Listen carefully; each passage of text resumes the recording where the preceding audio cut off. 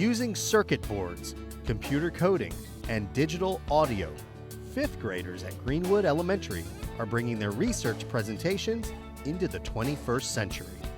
Instructional technology coach Lindsay Smith and media specialist Lisa Chambers collaborated in designing an engaging research project that allowed students to communicate their findings through creativity and electronic tools.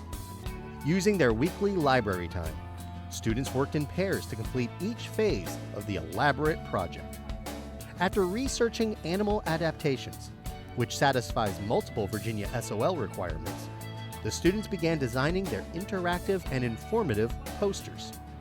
Using Scratch software and reading from their own scripts, students recorded 5 audio tracks describing interesting facts about their animals.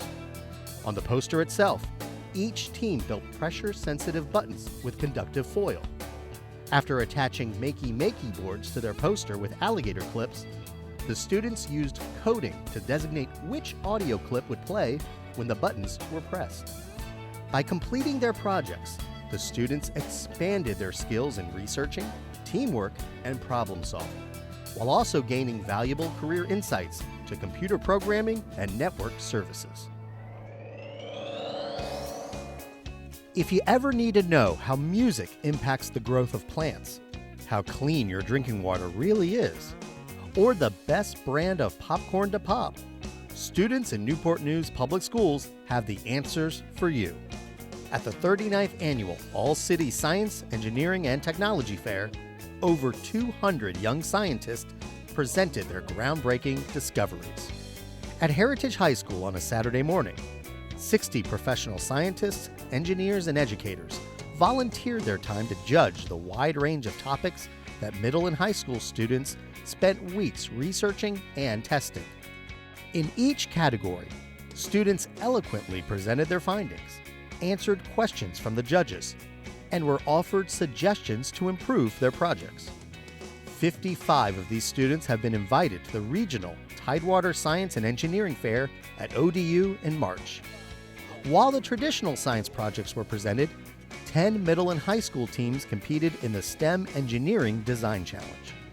Using their math and physics knowledge, each 4-student team worked together to accurately launch an object into a precisely placed cup.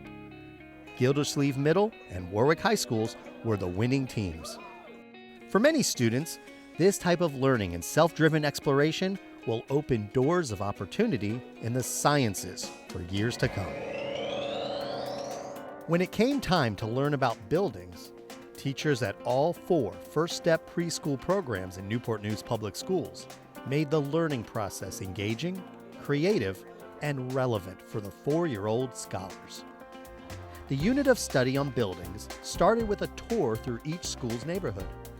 Students at Marshall Early Learning Center explored a wealth of history and culture as they identified shapes, materials, and colors visible in the construction of museums, libraries, churches, and houses.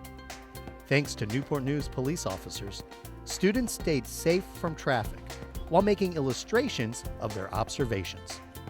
At Watkins Early Childhood Center, employees from W.M. Jordan Company made a special visit to help the inquisitive pre-kindergartners learn about the people who construct buildings, some of the tools they use, and how they stay safe on a construction site. Students at Lee Hall ECC deepen their exploration of the subject matter by dressing the part, constructing their own creative buildings, and trying their hand at some of the various tools used in construction. As the unit of study came to an end, parents were invited to each school to celebrate their students' learning. At Denby ECC, families participated in the learning process together, while using a range of blocks and building materials to construct their own unique structures. Throughout the entire unit of study about buildings, the creative curriculum encouraged students to utilize their developing skills and rich imaginations to begin building their own foundation for future success. Our educators continue to study their trade while setting a wonderful example to students for being lifelong learners.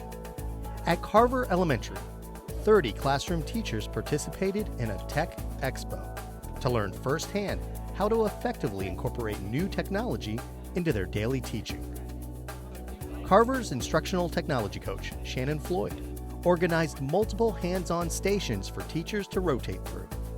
In the library, they explored the many offerings from Osmo, including engaging games with math, words, coding, and art. Down the hall, teachers investigated the world of computer coding with multiple robots and makey boards. While in another classroom, teachers learned how Adobe Spark, Book Creator, and augmented reality books enhance literacy and creativity skills among their students. Educators from the technology and instructional STEM departments lent their time and expertise to model the technology and illustrate how to effectively utilize each tool in the classroom. Students from Crittenden Middle School offered a student's point of view in using technology while demonstrating their own level of proficiency. Teachers from all grades attended Carver's Tech Expo, including administrators, specialists, and special education teachers.